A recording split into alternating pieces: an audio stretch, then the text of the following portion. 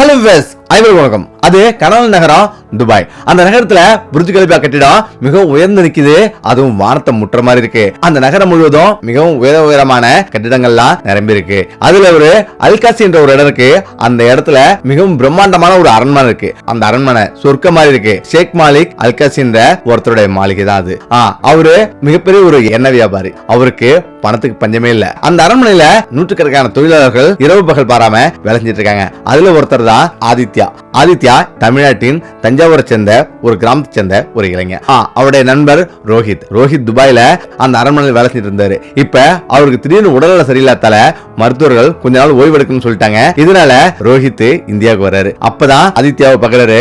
ஆதித்யாவோட அப்பா இறந்துட்டாரு. இப்ப ஆதித்யாவுடைய தங்கைக்கு திருமணம் செய்யணும். அதனாலேயே அவருடைய குடும்பம் ரொம்ப கஷ்டத்துல இருக்கிறது அவருக்கு தெரியுது. இந்த நேரத்துல தான் ரோஹித் ஒரு முடிவு எடுக்கிறான். ஆதித்யாவை துபாய்க்கு அனுப்பலாம், தனது கம்பெனிக்கு அனுப்பலான்ட்டு முடிவு பண்றான். இப்பதான் ஷேக் மாலிக் போன் பண்றான் ரோஹித். இப்ப ஷேக் மாலிக் தான் எனக்கு பதிலு என்னுடைய நண்பன் ஆதிக் அங்க வருவான். ஆதிக் என்னை விட மிகவும் நல்லவன், அவனை போல நேர்மையானவன் யாருமே இல்லை அப்படின்னும் அவன் சொல்றான். அதனால நல்ல வேலை செய்வான், அவனை நான் அனுப்புறேன் அப்படின்னும் அவன் சொல்றான். இப்ப சரி அப்படின்னு ஷேக் மாலிக்கும் ஒத்துக்கிறாரு. இப்ப ஆதித்யா கடல் தாண்டி பாலைவன பகுதியான துபாய்க்கு செல்றான். துபாயில அந்த அரண்மனையில அவன் வேலை செய்யறான். ஆதித்யா மிகவும் நேர்மையானவன். காலைல எந்திரிச்சா அவனுடைய வேலையை சரியா வந்து செய்வான். அது மட்டும் இல்லாம எந்த ஒரு பொருளுக்கும் ஆசைப்படாதவன். அவனுடைய வேலையை நேர்மையா வந்து பாக்குறான். அதே சமயம் ஷேக் மாலிக்கோட நம்பிக்கைக்குரிய ஒருத்தனா மாறுறான். எல்லா வேலையாட்களுக்கும் வேலை கொடுத்துட்டு ஷேக் மாலிக்கோட அலுவலக ஃபைலையும் கொண்டு வருவான். அதாவது அவங்க வீட்டுல உள்ள சின்ன சின்ன வேலையும் அவன் செய்ய ஆரம்பிக்கிறான். அந்த அளவுக்கு ஆதித்யா ஷேக் மாலிக்கோட நம்பிக்கைக்குரிய ஒருத்தனா மாறுறான். 6 மாசம் ஆகுது அங்குள்ள மொழியையும் கத்துக்கிறான். இப்ப ஷேக் மாலிக்கு நல்ல ஒரு நம்பிக்கையா மாறிடுறான். அந்த மாளிகை மிகவும் பிரம்மாண்டமா சொர்க்கமா தான் இருந்திருக்குது. வீட்டுக்கு வெளியில அழகா சொர்க்கமா இருந்தாலும் வீட்டுக்கு உள்ள வெறுமை தான் நிறைஞ்சிருக்கு. அதுக்கு முக்கிய காரணம் என்னன்னா ஷேக் மாலிக்கோட மனைவி சுகைலாவுக்கு குழந்தை இல்ல. ஷேக் மாலிக் எப்போதும் பணத்து பின்னாடி ஓடிட்டே இருக்காரு. எப்போதும் தொழில் பணம் அப்படின்னு ஷேக் மாலிக்கோட மனைவி சுகைலாவை கவனிக்காம அவர் ஓடிட்டே இருக்காரு. சுகைலா சிரிச்சு பல வருஷம் ஆகுது. சுகைலா எப்போதுமே சோகமா தான் அங்க வந்து உட்கார்ந்துருப்பாங்க. காலை எந்திரிக்கிறது ஜன்னல் ஓரமா ஏதோ பார்த்துட்டே இருந்து உட்கார்ந்துருப்பாங்க. அந்த அளவுக்கு பிரம்ம பிடிச்ச மாதிரி அவங்க வந்து இருக்கிறாங்க. காலையில வேலைக்கு போவாரு. அதே போல பல விதமான மீட்டிங் எல்லாம் முடிப்பாரு. திரும்பவும் இரவுல வருவாரு. ஆனா சுகைலாவிட்ட பேசக்கூட மாட்டாரு. அந்த அளவுக்கு அவர் பணத்தை பின்னாடி ஓடிட்டு இருக்காரு. இதனாலேயே சுகைலாவுக்கு அந்த அரண்மனை ஒரு கூண்டு மாதிரி இருக்குது. அப்பப்ப அவ அழுதுட்டு இருப்பான். இது எல்லாமே தெரிஞ்சவன் தான் ஆதித்யா வரும்போதெல்லாம் அவ கண்ணை துடைச்சிட்டு இருக்கிறத பாப்பான். இப்பதான் ஒரு நாள் ஷேக் மாலிக் ஆதித்யாவிடம் வராரு. தொழில் ரீதியா 3 நாள் பயணமா லண்டன் போறேன். அதனால எல்லா விஷயத்தையும் நீ தான் கவனிச்சுக்கணும். 3 வேளைக்கும் என்னுடைய மனைவிக்கு சாப்பாடு சரியா போகணும். அதே போல இங்க உள்ள ஆட்கள் எல்லாம் நீ தான் பாத்துக்கணும் அப்படின்னு சொல்லிட்டு அவர் வந்து கிளம்புறாரு. ஆதித்யாவும் சரின்னு சொல்றான். அன்னைக்கு நாள் முழுவதும் ஆதித்யா பயங்கரமா வேலை செஞ்சுட்டு அந்த இரவு படுக்க போறான். இப்பதான் திடீர்னு சுகைலாவுக்கு பயங்கரமா தலைவலிக்குது. இப்ப சுகைலா போன் எடுத்து ஆதித்யாவுக்கு போன் பண்றா. ஆதித்யா பகல் முழுவதும் வேலை செஞ்ச கலப்புல படுக்கலான்னு போறான். இப்பதான் திடீர்னு போன் வந்தோடனே போன் எடுத்து காதுல வைக்கிறான். இப்பதான் சுகைலா உடனே இங்க வா அப்படின்னு அவ கத்துறா. இப்பதான் வேகமா அங்கிருந்து ஓடி வரான். இப்ப சுகைலா அழுதுட்டே இருந்திருக்காங்க. என்ன மேடம் பிரச்சனை, ஏதாவது பிரச்சனையா உடனடியா மருத்துவர் அழைக்கிட்டா அப்படின்னு அவன் கேட்கறான். மருத்துவர் வந்து மருந்து கொடுப்பாங்க. ஆனா என் மனவேதனைய மன கஷ்டத்தை யாரு ஆத்துவாங்க அப்படின்னு அவ கேட்கிறா. அதனால மருத்துவர் எல்லாம் வேண்டாம், கொஞ்சம் சுடுதண்ணி கொண்டு வாங்க அப்படின்னு அவ சொல்றா. இதுவரையிலையும் அவங்களுடைய அறைக்கு போகவே மாட்டான். அவங்களுடைய அறைக்கு போய் சுடுதண்ணி கொண்டு வந்து சுகைலாவிடம் தரான். இப்ப சுகைலா அதை அழுதுட்டே வந்து உட்காந்துருக்கா. இப்பதான் பக்கத்துல உட்கார ஆதி அப்படின்னு அவ சொல்றா. இவன் தயங்கிக்கிட்டே நின்று இருக்கிறான். இது ரொம்ப தவறு மேடம் அப்படின்னு அவ சொல்றான். நீ எதுக்கும் பயப்படாத, நீ உட்காரு அப்படின்னும் அவ சொல்றான். அவனும் உட்காரான். இது போல நான் இங்க ஒரு தங்க கூண்டுல மாட்டிருக்கிற மாதிரி நான் மாட்டிட்டு இருக்கேன். எனக்கு இந்த வாழ்க்கையில கொஞ்சம் கூட விருப்பமே இல்லை. என்னுடைய அக்கா தான் ஷேக் மாலிக் கல்யாணம் பண்ணாரு. ஆனா திடீர்னு என்னுடைய அக்காவுக்கு ரத்த புற்று நோயால பாதிக்கப்பட்டாங்க. எவ்வளவு முயற்சி செஞ்சோம் எனது அக்காவை காப்பாற்ற முடியல. அவர் இறந்துட்டாங்க. அவங்க இறந்த பிறகு என்னுடைய குடும்பத்தாரும் என்ன ஷேக் மாலிக்கு கல்யாணம் பண்ணி கொடுத்தாங்க. அவங்களோட பிடிவாதத்தால நான் கல்யாணம் பண்ணேன். கொஞ்சம் கூட விருப்பம் இல்லாம தான் கல்யாணம் பண்ணேன். ஆனா கல்யாணம் பண்ண பிறகு எனது மனம் முழுவதும் ஷேக் மாலிக் தான் இருக்குது. ஆனா ஷேக் மாலிக் என்ன திரும்ப கூட பார்க்கல. அவரு என்ன கண்டுக்கவே மாட்டாரு. காலைல எந்திரிக்கிறாரு, அவரது வேலையை பாக்குறாரு, பணம் ஓடிக்கிட்டே இருக்காரு. இவருடைய வாழ்க்கை இப்படி நரகமாயிடுச்சு அப்படின்னும் அவங்க சொல்றாங்க. இப்பதான் ஆதித்யா சொல்றான், சாரி மேடம், வாழ்க்கைனா இன்பம் துன்பம் ரெண்டுமே கலந்துருக்கும். சீக்கிரமே ஷேக் மாலிக் சார் எல்லாமே மாத்திப்பாரு, நல்லபடியா நடந்துப்பாரு, உங்களை சுதந்திரமா நடமாட விடுவாரு அப்படின்னும் அவன் சொல்றான். சுகைலாவுக்கு இத்தனை வருஷம் வாழ்க்கையில யாருமே இது போல சொன்னதில்ல. அவளுக்கு ஒரு மிகப்பெரிய ஒரு விடை கிடைச்ச மாதிரி அவர் ரொம்ப சந்தோஷமாவரா. இந்த இடத்துல அவ பேசிட்டே இருக்கும் போதே படுக்கிறாங்க, அப்படி தூங்கிடுறாங்க. இப்ப ஆதித்யாவும் அவனுடைய ரூமுக்கு போயிடுறான். மறுநாள் எந்திரிக்கிறான், அவனுடைய தோட்ட வேலையை அவன் கவனிக்கிறான். இப்ப சுகைலா ரொம்ப சந்தோஷமா வெளில வராங்க, சுத்தி பாக்குறாங்க. எப்போதும் இல்லாத அளவுக்கு ரொம்ப சந்தோஷப்படுறாங்க. இப்ப ஆதித்யாவிடம் அவங்க நேரா வராங்க. ஆதித்யாவை பாக்குறாங்க. இப்பதான் சொல்றாங்க, நேற்று நீ இல்லனா நான் இறந்திருப்பேன், என்னை காப்பாத்தினதுக்கு ரொம்ப நன்றி அப்படின்னும் அவங்க சொல்றாங்க. இது என்னுடைய பொறுப்பு அப்படின்னும் ஆதித்யா சொல்றான். இப்ப ஃபேன் ரிப்பேர் ஆனாலும் இல்ல பாத்ரூம்ல ஏதாவது பழுதானாலும் எதுக்கு எடுத்தாலும் ஆதித்யாவை சுகைலா கூப்பிடுறாங்க. அவன் எப்போதுமே உள்ள போய் வேலை செஞ்சுட்டு வருவான். இப்ப இப்படியே போயிட்டு இருக்கு. இப்ப 3 நாள் முடிஞ்சு ஷேக் மாலிக் அவருடைய அரண்மனைக்கு வராரு. இப்ப அவருக்கே ஆச்சரியம், ஏன்னா சுகைலா ஹால்ல உட்காந்து டிவி பார்த்திருக்காங்க, ரொம்ப சிரிச்சிட்டு இருக்காங்க. இதை பார்த்து ஷேக் மாலிக் ரொம்ப அதிர்ச்சியா வராரு. ஏன்னா மிகப்பெரிய பரிசு இருந்தாலும் சுகைலா முகத்துல சிரிப்பே பார்க்க முடியாது. எப்படி இவ்வளவு பெரிய மாற்றம் ஏற்பட்டது அப்படின்னு இதை கண்டு அதிர்ச்சியா வராரு. ஒரு நிமிஷம் உடஞ்சு போறாரு.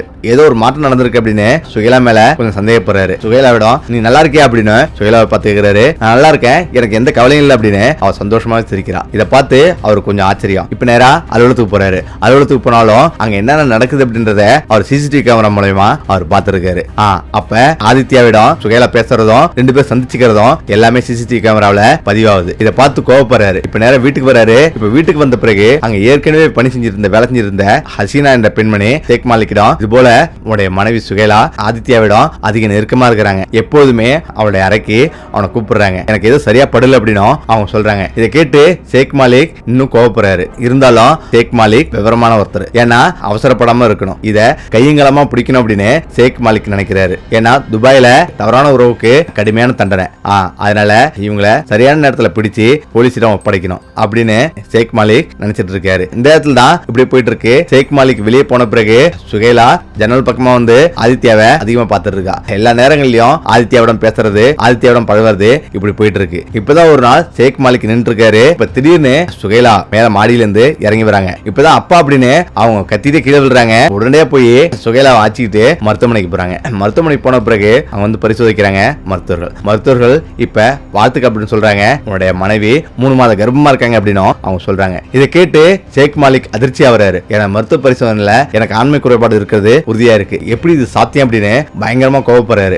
இப்பதான் சுகைலாவை மருத்துவமனையில இருந்து வீட்டுக்கு அழைச்சிட்டு போறாரு ஷேக் மாலிக். இப்ப போன பிறகு போன கோபத்திலேயே அங்க உள்ள பணியாளர்கள் அனைவரையுமே எல்லோரும் வெளில போங்க அப்படின்னு அவர் உத்தரவிடுறாரு. எல்லா பணியாளர்களும் வெளியே போயிட்டாங்க. இப்ப ஆதித்யாவும் சுகைலாவும் நின்று இருக்காங்க. சுகைலாவிடம் இப்படி ஒரு அப்பாவியோட குழந்தை சுமந்துருக்கிய, இது உண்மையா அப்படின்னு அவர் கோவப்படுறாரு. என்ன சொல்றீங்க, இது உங்க ரத்தம், உங்க குழந்தை தான் என்னோட வயித்துல இருக்கு அப்படின்னு அவ கத்துறா. இல்ல அப்ப மருத்துவமனை பொய்யா சொல்றதுக்கு, எனக்கு குழந்தை பிறக்கிற பாக்கியமே இல்ல அப்படின்னு என்ன பரிசோதிச்சு எனக்கு சர்டிபிகேட் கொடுத்துருக்காங்க, இதை பாரு அப்படின்னு அந்த மருத்துவ சான்றிதழை தூக்கி போறாரு ஷேக் மாலிக். இப்ப அதை பார்த்து அதிர்ச்சி ஆவரா. இப்ப உடனடியா ஆதித்யாவிடம் சட்டை பிடிச்சி எனது சாப்பாடே சாப்பிட்டு எனக்கே துரோகம் பண்றியா அப்படின்னு ஆதித்யாவை ஓங்கி அறையிறாரு. இப்ப இதை கண்டு சத்தியமா நான் எந்த தவறும் செய்யல சார் அப்படின்னு ஆதித்யாவை அழுகுறான். இப்ப உடனடியா போலீஸ் தகவல் சொல்றான் அப்படின்னு உடனடியா போலீஸுக்கு தகவல் சொல்றாரு. போலீசாரும் அங்க வந்துடுறாங்க. இப்ப போலீசார் வந்த பிறகு இவனுடைய மனைவியிடம் எனக்கே இவன் துரோகம் பண்ணிட்டான், எனது மனைவியிடம் தகாத உறவு வச்சிருக்கான் அப்படின்னு இவனுக்கு உடனடியாக கைது செய்யுங்க அப்படின்னு ஷேக் மாலிக் சொல்றாரு. இப்ப போலீசாரும் அவங்க 2 பேத்தையுமே கைது செய்யறாங்க. கைது செஞ்சு 15 நாள் சிறையில இருந்து அடைக்கிறாங்க. 15வது நாள் சிறையில இருந்து நீதிமன்றத்தை வந்து கொண்டு வராங்க. நீதிமன்றத்துல ஷேக் மாலிக்கோட வழக்கறிஞர் வாதாடுறாரு. அதாவது இந்த தொழிலாளி எனது மனைவியிடம் தவறான உறவு வச்சிருந்தான் அப்படின்னு அவர் சொல்றாரு. இதுக்கு கடுமையான தண்டனை வாங்கி கொடுக்கணும் அப்படின்னு அவர் சொல்றாரு. இதுக்கு என்ன ஆதாரம் இருக்கு அப்படின்னு நீதிபதி கேக்குறாங்க. அதுக்கு என்னோட வீட்டுல இருந்த சிசிடிவி கேமரா தான் ஆதாரம் அப்படின்னு ஷேக் மாலிக் சிசிடிவி கேமரா ஆதாரத்தை கொடுக்குறாரு. இப்ப நீதிபதியும் வீடியோவை பெரிய திரையில போட்டு பாக்குறாங்க. ஆனா ஆதித்யா வந்து பேசுறது மட்டும் தான் பதிவாயிருக்கு. இப்ப நீதிபதி கேக்குறாரு, ஆதித்யா பேசுறது மட்டும் தான் பதிவாயிருக்கு, எந்த ஒரு தவறாவும் அருவருப்பான விஷயத்தையும் அவன் செய்யல அப்படின்னும் பதிவாகல அப்படின்னும் அவர் சொல்றாரு. இன்னும் வலுவான ஆதாரம் வேணும் அப்படின்னும் நீதி சொல்றாரு. இப்பதான் ஷேக் மாலிக் தனது கையில இருந்த மருத்துவ அறிக்கையை நீதியரசரிடம் கொடுக்கிறாரு. இப்ப நீதியரசர் அதை பார்த்துட்டு உடனடியா அந்த மருத்துவர் வரவீங்கன்னு சொல்றாரு. அந்த மருத்துவர்களை வர வைக்கிறாரு. உடனடியா அந்த மருத்துவர்களும் அங்க பரிசோதனை செஞ்ச நர்சுகளும் எல்லாருமே வராங்க. அப்பதான் மிகப்பெரிய ஒரு அதிர்ச்சியான தகவல் அவங்களுக்கு வருது. அந்த மருத்துவ அறிக்கை மாறி இருக்கிறது அங்க புரிஞ்சிருக்குது. ஷேக் மாலிக்கோட அப்பாவோட பேரு அதுல மாறி இருக்குது. உண்மையிலேயே ஷேக் மாலிக்கு எந்த ஒரு ஆண்மை குறைபாடும் இல்ல, ஒரு குழந்தை பத்துக்கிறதுக்கு தகுதியானவர் தான் அப்படின்னு அந்த மருத்துவ அறிக்கையில அவங்க சொல்றாங்க. மருத்துவ அறிக்கை மாறி இருக்கிறது அவங்க புரிய வைக்கிறாங்க. இப்ப இதை கண்டு அதிர்ச்சி ஆகுறாரு ஷேக் மாலிக். நீதிமன்றத்தில் உள்ள அனைவருமே கேள்வி பண்றாங்க. இப்ப நீதிபதி அவரிடம் போயிட்டு மன்னிப்பு கேளுங்க, நீ பண்ணது மிகப்பெரிய ஒரு தப்பு, நீதிமன்றத்தோட நேரத்தை வீணடிக்கிற, அது மட்டும் இல்லாம இந்த தொழிலாளர் மீது வீண் பழியை சுமத்திருக்க, உனது மனைவியிடமோ இவரிடமோ மன்னிப்பு கேளு அப்படின்னு நீதிபதி சொல்றாரு. இப்ப டிஎன்ஏ ரிப்போர்ட்டும் வருது, அது ஷேக் மாலிக் வந்ததான் அப்படின்னு உறுதியாவது. இப்ப இதை கண்டு தலைகுனிதாரு ஷேக் மாலிக். இப்ப 2 பேருமே என்ன மன்னிச்சிரு அப்படின்னு மன்னிப்பு கேட்கிறாரு. இப்பதான் ஆதித்யாவிடம் நான் செஞ்சது மிகப்பெரிய தவறு, நீ இங்கேயே வேலை செய்ய, நான் உனக்கு சம்பளம் அதிகமா வந்து ஏத்தறேன் அப்படின்னு ஷேக் மாலிக் சொல்றாரு. ஆனா ஆதித்யா, நான் ரொம்ப குழப்பத்துல இருக்கேன், நான் ரொம்ப பயந்துட்டேன், எனது அம்மா நோய்வாய்ப்பட்டிருக்காங்க, என்னை விட்டா எனது குடும்பத்துக்கு எனக்கு யாருமே இல்ல, நான் கண்டிப்பா நான் ஊருக்கு போய் ஆகணும், என்ன மன்னிச்சிருங்க சார் அப்படின்னு சொல்லிட்டு அவன் அங்கிருந்து புறப்படுறான். இப்ப சுகைலாவும் இங்கே இருங்க, உங்களுக்கு எந்த பிரச்சனையும் இல்லை அப்படின்னு எவ்வளவு சொல்லி பாக்குறாங்க. ஆனா அதெல்லாம் மீறிட்டு உடனடியா ஆதித்யா அவனுடைய ஊருக்கு போறான். அவன் ஊருக்கு போன பிறகு அவனுடைய முகத்தை பார்த்து அவனுடைய அம்மா ரொம்ப வருத்தப்படுறாங்க. ஏப்பா இவ்வளவு சோர்வா இருக்கிற, என்னப்பா ஆச்சு அப்படின்னு எல்லாமே கேக்குறாங்க. இப்பதான் ஆதித்யா நடந்த எல்லா விஷயத்தையும் சொல்றான். அவங்க அம்மா ரொம்ப வருத்தப்படுறாங்க. இதுக்குமே கவலைப்படாதப்பா, நம்ம உழைச்சி சம்பாரிச்சு நம்ம முன்னேறலாம், நம்ம நாட்டுல எல்லாமே இருக்கு அப்படின்னு அவங்க சொல்றாங்க. மனதை தேத்திட்டு அவன் அங்கேயே வேலை செய்ய ஆரம்பிக்கிறான். இப்பதான் அவனது அக்காவுக்கு கல்யாணம் பண்ணணும் அப்படின்னு ரெடி பண்றாங்க. ஏன்னா 6 வருஷம் இருந்தா அவன் கடன்லாம் முடிச்சு அவன் வீடு கட்டி தங்கைக்கு கல்யாணம் பண்ணலாம் அப்படின்னு நினைச்சிட்டு அவன் போனவன். ஆனா அவன் கடனே அடையில.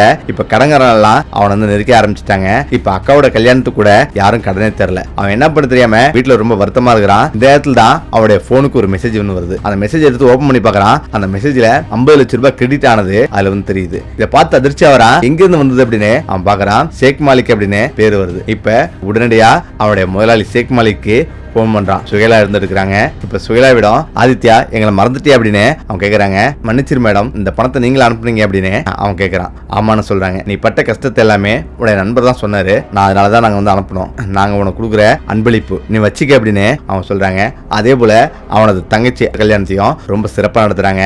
அதுக்கு ஷேக் மாலிக்கும் அவருடைய மனைவி சுகைலாவும் துபாயில இருந்து இந்தியா வராங்க. இப்ப அவன் சிறப்பா வந்து கல்யாணம் முடிஞ்ச பிறகு மீதமுள்ள பணத்துல அவன் மிகப்பெரிய ஒரு பண்ணை வச்சு நடத்துறான். அந்த பண்ணையில ஆடு, மாடு, கோழி எல்லாம் வளர்க்க ஆரம்பிக்கிறான். அவனுடைய குடும்பத்தோட சந்தோஷமா வந்துட்டு வரான். ஓகே, இந்த விட பிரச்சனைகளை மீண்டும் அடுத்து சந்திப்போம். நன்றி, வணக்கம்.